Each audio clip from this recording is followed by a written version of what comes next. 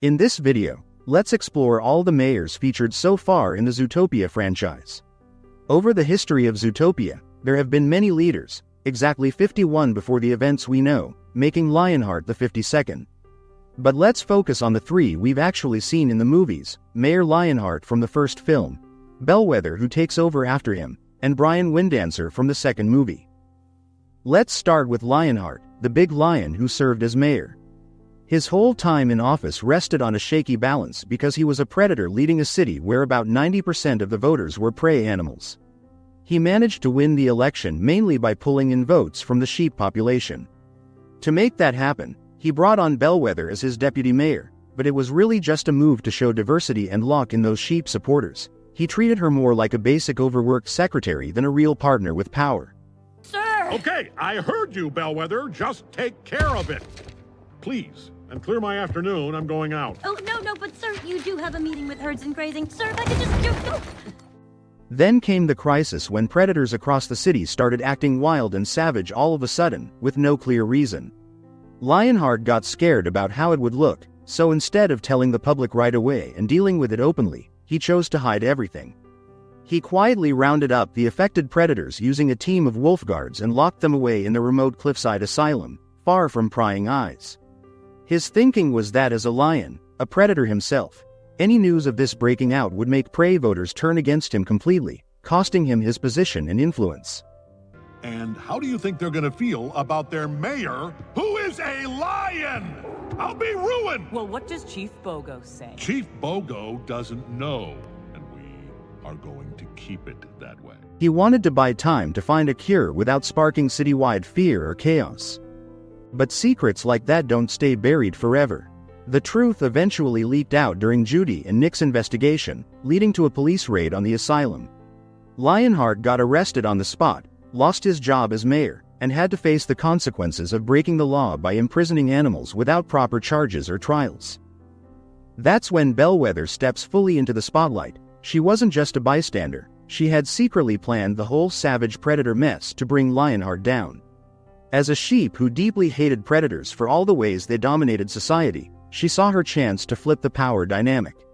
Normally, predators don't go savage like that on their own, but Bellweather figured out a way around it by creating a special serum from night howlers, those toxic flowers that drive animals crazy. She dosed certain predators with it using tiny darts from a gun, making them act violent and unreliable, which fed into prey fears and painted predators as a threat. She knew Lionheart was stashing the savage ones away in secret, so she nudged the investigation along just enough, helping Nick and Judy with things like traffic camera access, to make sure the asylum got exposed at the right moment. That way, Lionheart would fall, and she could slide right into the mayor's office as the hero fixing the panic. Out of all Zootopia's mayors we've met, she's by far the most sinister and manipulative one. Predators. They may be strong and loud, but prey outnumber predators 10 to 1. Think of it. 90% of the population united against a common enemy will be unstoppable. Her time in charge didn't last long, but while it did, she twisted the city into something dark. She pushed propaganda that prey deserved to lead because predators were too dangerous. In the end, her scheme unraveled when Nick and Judy tricked her into confessing everything, caught on that carrot-shaped recording audio pen. She couldn't deny anything of what she did in court because Judy had the proof of everything, so she was arrested along with her ram henchman, and she lost her power just as quickly as she grabbed it.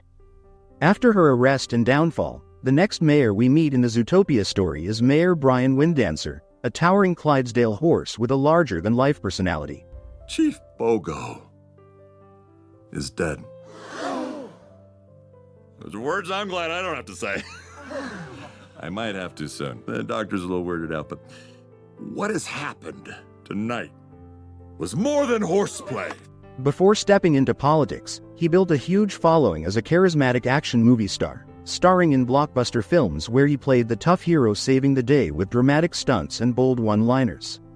That's the image he carried into office. He genuinely wanted to make a real difference in the city, living out the heroic role he always dreamed of from his acting days, but now as the leader of Zootopia itself. However, Windancer had no real clue about the shady dealings happening right under his nose, which made him an easy target for manipulation from the start.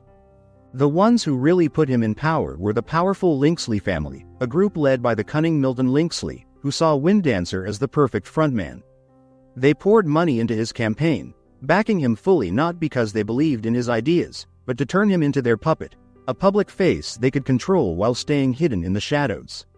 The Linksleys had a dark buried past full of secrets they desperately wanted to keep covered up, and having the mayor in their pocket gave them a legal shield to protect their influence and push their own agenda.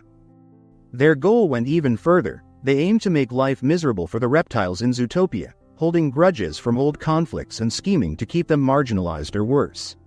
With Windancer as mayor, the family could bend city rules, resources, and decisions however they liked, operating with little fear of pushback since they essentially owned his position. If he ever thought about going against their wishes or questioning their orders, they made it crystal clear with threats.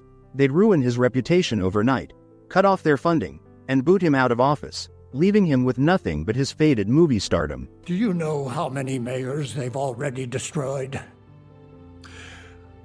1, 2. I got up to 2. Would you like to be 3? Or maybe I chose the wrong mayor. Did I choose the wrong mayor? What sets Windancer apart from the earlier mayors like Lionheart and Bellweather is that he actually finds a path to redemption, showing real growth over the course of Zootopia 2. Unlike them, who clung to power through secrecy or schemes until the end, Windancer starts to see the truth when the Linksleys push him too far. You want to keep your job. You say nothing. Hey, Ron Windancer! No! You want to be a hero? Or just play one on TV? He realizes he's just a figurehead being used to prop up their corruption, and that hits him hard because it clashes with his hero image. In a pivotal moment, he musters the courage to stand up directly to them, breaking free from their control. He teams up with Judy and Nick, providing key support as they uncover the Linksleys' long-standing conspiracy over the city's vital weather walls, those massive barriers that control climate in different districts. It turns out the family had stolen the original patent for this technology from Agnes, a brilliant snake inventor who deserved the credit and rewards, and they'd been profiting off it illegally for years while suppressing reptiles to maintain their dominance. Windancer's stand helps expose it all, bringing justice and allowing the reptiles to reclaim their place after a century of exile, moving back into their old neighborhood called Reptile Ravine. By the film's end, Windancer stays on as mayor, but now as a legitimate leader who's earned his spot through bravery rather than manipulation. He's the current mayor of Zootopia as of the latest story, holding office as the 54th in the city's line of leaders after Lionheart and Bellweather both went to prison. And with that, we've covered the full rundown of every mayor shown so far in the Zootopia franchise, from the panicked Lionheart, the scheming Bellweather, to the redeemed Windancer, each one revealing different sides of power, prejudice, and change in this divided animal metropolis.